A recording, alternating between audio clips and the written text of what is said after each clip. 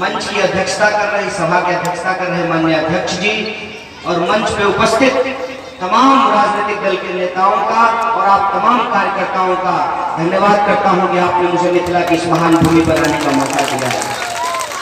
वैसे अलग अलग समय में मैं मिथिला के किसी न किसी इलाके में आता रहा हूं और बेगूसराय भी मिथिला का हिस्सा है, लेकिन आप लोग शुद्ध मैथिल हैं, हम लोग ठेठ मैथिल हैं। ठेठ इसलिए बोल रहे हैं कि हमारी भाषा पे अंगिका का भी प्रभाव है, मगही का भी प्रभाव है और मिथिला की मैथिल भाषा तो है ही। कई जगह लोग कहते हैं कि हाँ मैथिली अयोध्या से बारात आती है और श्री राम जी का विवाह होता है और मिथिला को राज्य बनाने का आंदोलन हो या मैथिल भाषा को 8वीं अनुसूची में जोड़ने का सवाल हो या मिथिला के किसी भी इलाके में, जैसे मैं झंझारपुर में जब था तो बहुत दिनों से झंझारपुर को जिला बनाने की मांग चल रही है। इन तमाम आंदोलनों में बेगूसराय के लोगों की भी शिरकत रहती है, उनकी भागीदारी रहती है, उनका समर्थन रहता है। इस तरह से हम आप तमाम लोगों से जुड़े हुए लोग हैं और मेरी यह व्यक्तिगत समझदारी मुझे यह सिखाती है कि आप किसी भी इलाके में जा करके, चाहे आपके पास कितना ही ज्ञान क्यों ना हो, कितना ही नॉलेज क्यों ना हो, चाहे आप क्यों ना PhD कर लिए हों, लेकिन उस इलाके में जो रहने वाले लोग हैं और मुंह जवानी जो उनको उस इलाके का इतिहास याद है और रोज बरोज जो अपना जीवन वो जीते हैं, सड़क का एक एक गड्ढा आपको पहचानता होगा। जब आप मोटरसाइकिल से जाते होंगे तो गड्ढा बोलता होगा हेलो। मतलब आपकी जो हकीकत है वो आपसे बेहतर कौन जान सकता है। इसलिए मैं किसी भी इलाके में जा करके उस इलाके की समस्याओं के बारे में आपसे बेहतर तो बात नहीं कर सकता हूं। कहते हैं ना कि आप जो रोज झेलते हैं, चाहे वो सड़क की समस्या हो, बिजली की समस्या हो, अस्पताल की समस्या हो या ब्लॉक में जो आपको काम करवाने में दिक्कत होती है, किसी भी योजना की लूट हो या अपने बाल बच्चों की, अपने आने वाली पीढ़ी का भविष्य हो, आप हमसे बेहतर समझते हैं। उस पर मैं ज्यादा बात न करके जो मौजूदा परिस्थिति है उसमें जन भागीदारी के आधार पर, जन सहयोग के आधार पर समाज को बेहतर सुंदर कैसे बनाया जा सकता है, इस दायरे में अपनी बातचीत को रखता हूं। आप में से बहुत सारे लोगों ने पिछली बार मुझे यहाँ बोलते हुए सुना होगा। जनगण यात्रा के दौरान हम लोग यहाँ आए थे और मैं आपको बधाई देना चाहता हूं कि आप उस वक्त जो हमारा साथ दिए थे, ये उसी का असर है कि इस बार बिहार विधानसभा का चुनाव जात पात पर नहीं, धर्म के झगड़े पे नहीं, रोजगार और विकास के सवाल पर होगा। आप याद कीजिए उस स्पीच को, आप याद कीजिए उस संवाद को, उस भाषण को, कि उसमें हम लोग क्या बात कर रहे थे। मुद्दा जरूर भारत के संविधान से जुड़ा हुआ था, लेकिन हमारा पूरा का पूरा विमर्श जय जवान, जय किसान और जय संविधान के दायरे में था, उसके इर्द गिर्द था। उस सभा में भी हमने पलायन के सवाल को मुद्दा बनाया था। कल मैं छपरा में था तो वहां पे हम लोग भिखारी ठाकुर की चर्चा कर रहे थे। भिखारी ठाकुर का एक लाइन है कि नौवा माई लोड़ चुआई बबुआ जयहन देश के। हम बोले भिखारी जी लिख करके चले गए, लेकिन पलायन की समस्या नहीं रुकी। साल दर साल चुनाव होते रहते हैं, आप किसी न किसी को अपना वोट देते हैं, कोई जीतता है कोई हारता है, लेकिन जो आपका बुनियादी सवाल है उसको इस देश के राजनीतिक विमर्श से गायब कर दिया गया। मैं ये गारंटी नहीं कर रहा हूं कि इस बार का चुनाव इस विमर्श के आधार पर अपना अंतिम परिणाम देगा कि नहीं देगा, लेकिन इस बात की खुशी जरूर है और मैं आपको बधाई जरूर देना चाहता हूं कि आपने नौजवानों के इस सवाल का जो समर्थन किया है, बिहार के चुनाव का विमर्श इस बार रोजगार के सवाल पर केंद्रित है। और आप देखिए कि हम लोग दूसरे के अखाड़े में जाकर के, दूसरे के पाले में जाकर के कबड्डी कबड्डी नहीं कर रहे हैं। लड़का लड़की सब कबड्डी खेलती है बेगूसराय में, फुटबॉल का भी टीम है, लड़का लड़की फुटबॉल खेलते हैं। कबड्डी के खेल में क्या होता है कि जब आप कबड्डी कबड्डी करने के लिए दूसरे के पाले में जाते हैं, दूसरे के कोर्ट में जाते हैं, तो आप एक होते हैं और वो साथ होता है। लेकिन अगर आप उसको अपने कोर्ट में बुलाते हैं कबड्डी कबड्डी करने के लिए, तब वो एक होता है और आप साथ होते हैं। इस रणनीति में, इस लड़ाई में ये होना बहुत जरूरी था कि हम भाजपा के द्वारा उलझाए गए, फंसाए गए, भटकाए गए मुद्दों पे जवाब नहीं दे रहे हैं, बल्कि हमारे द्वारा उठाए गए मुद्दे को उनको जवाब देना पड़ता है। इस बार के चुनाव की आप खास बात देखिए, हमारे संकल्प पत्र में रोजगार की बात की गई है, समान काम के समान वेतन की बात की गई है। हमारे संकल्प पत्र में सिर्फ नौजवानों की बात नहीं की गई है, समावेशी है हमारा संकल्प पत्र। हम वृद्धा पेंशन को भी 400 से बढ़ा करके 1000 रुपया करने की बात कर रहे हैं।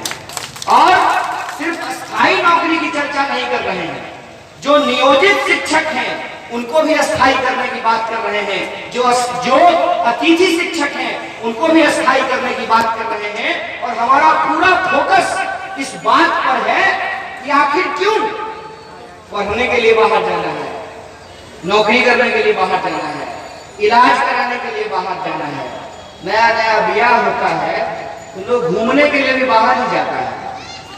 कोई हिमाचल का आदमी आपको उमगांव में घूमते हुए मिला है? कोई बंबई का आदमी आपको उमगांव में घूमते हुए मिला है? कोई सरदार जी आपको मिला है कि आपके खेत में धान काट रहा हो, आपके पोखर में मछली पकड़ रहा हो? आखिर क्यों? कि हमको घूमने के लिए मनाली ही जाना है, कोई मधुबनी भी आए हम उसको पान खिलाएं, मखान खिलाएं, उसको जो है मिथिला का टोपी पहनाएं, पाग पहनाएं। ये परिस्थिति हमारे राज्य में क्यों नहीं पैदा होती? ये इतना बड़ा सवाल है जिस सवाल को गुमराह करके रखा गया। भिखारी ठाकुर विदेशिया नाटक में विरह का गीत लिखते थे, और विरह के गीत में क्या लिखते थे? पिया गल कल कतवा ये सजनी। और आप मैथिली सिनेमा, मैथिली साहित्य को भी पढ़ करके देखिए, तमाम तरह के विरहते संगीत और गीत लिखे गए हैं, कविताएं लिखी गई हैं, और बकायदा मिथिला एक्सप्रेस चला दिया गया भाई साहब, ढो ढो करके बिहारियों को कलकत्ता पहुंचाने के लिए। कहे भाई कोई बंगाली हमारे यहाँ क्यों नहीं आ रहा है? हमारे यहाँ हमारे खेत में काम करने के लिए, हमारे फैक्ट्रियों में काम करने के लिए।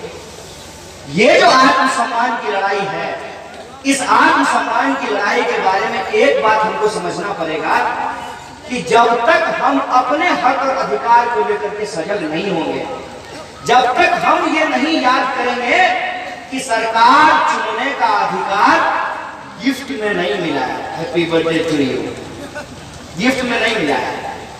देश अगर आजाद नहीं होता और देश की आजादी के लिए लोग हंसते हंसते फांसी का फंदा नहीं चूमे होते, देश का संविधान नहीं बना होता, तो हर किसी का वोट बराबर नहीं हुआ होता।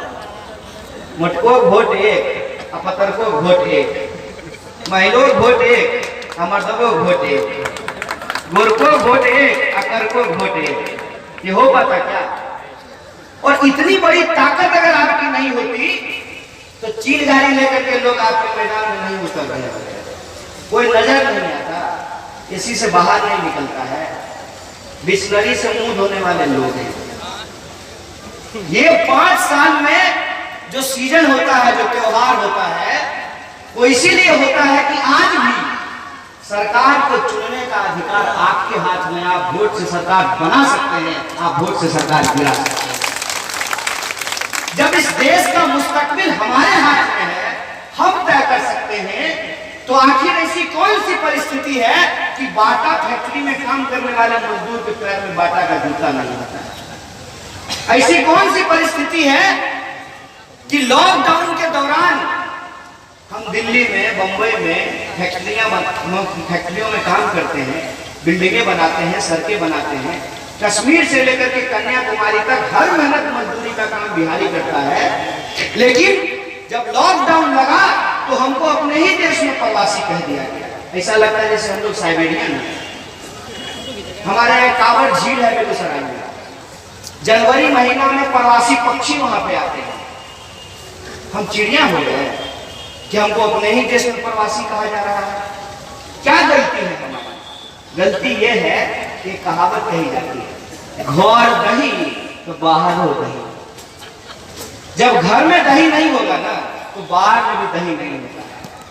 परिस्थिति आई, जिनका काम करते थे, जिनके लिए मेहनत मजदूरी करते थे, जिनका ठेला चलाते थे, रिक्शा चलाते थे, दुकान चला रहे थे, बिल्डिंग बना रहे थे, सड़क बना रहे थे, फैक्ट्रियों में चप्पू चला रहे थे, उनके लिए प्रवासी हो गए। कहते थे कहावत में, मरला मरना भला विदेश में, जहां ना अपना को। आज परिस्थिति ऐसी हुई है कि कहा गया, मरना भला देश में जहां हर कोई अपना हो।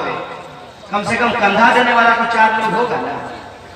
लाश पड़ी हुई है, कोई छूने वाला नहीं है, कोई उठाने वाला नहीं है।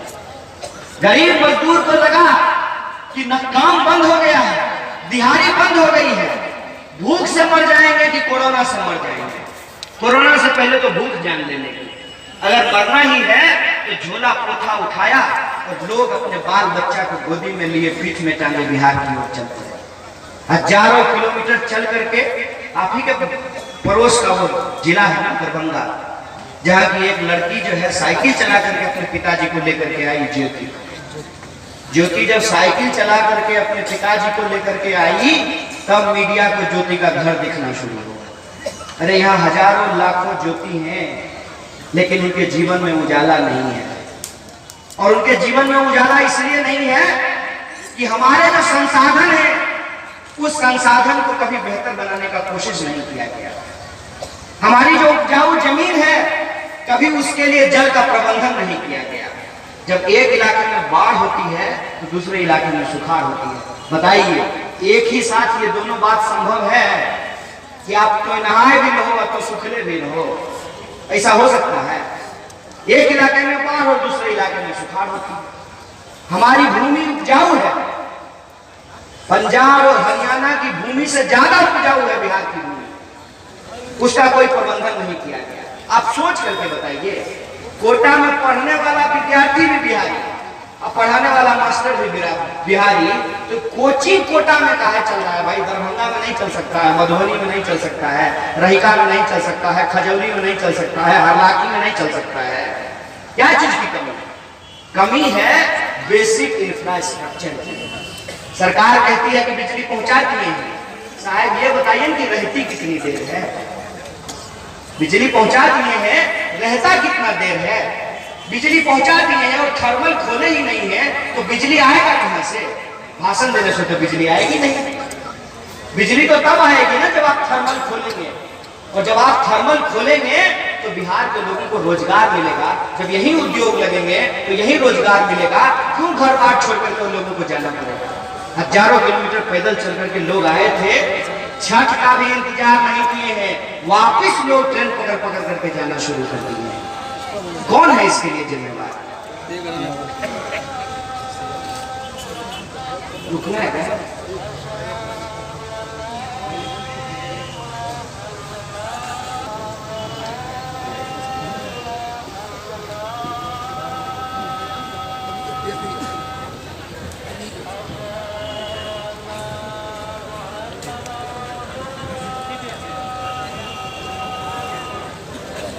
था कि ऐसी कौन सी परिस्थिति है कि बिहार के 12 करोड़ लोगों को अपनी हर जरूरत के लिए अपना घर बार, अपना परिवार, अपने माँ बाप को छोड़ करके बाहर जाना पड़ता है।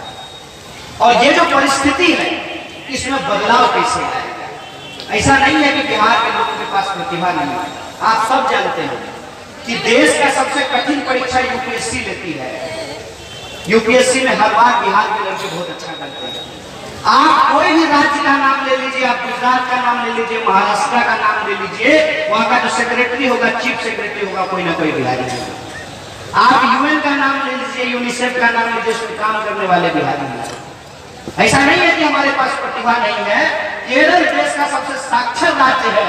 केरल राज्य में इस बार जो लड़की टॉप की है वो बिहार की रहने वाली है, शेखपुरा की रहने वाली है। हमारे अंदर प्रतिभा है, लेकिन हमारी प्रतिभाओं को परिष्कृत नहीं किया जाता है, मानव संसाधन का प्रबंधन नहीं किया जाता है। और ये प्रबंधन क्यों नहीं किया जाता है? इसलिए नहीं किया जाता है कि सरकार को पता है कि 5 साल काम नहीं करेंगे, जब चुनाव आएगा तो जात पात कर देंगे, हिंदू मुसलमान कर देंगे, चुनाव जीत जाएंगे, काम करेंगे नहीं करेंगे। ये जो अभिमान है इस सरकार का, बोलिए अभिमान इस सरकार का टूटना चाहिए कि नहीं टूटना चाहिए?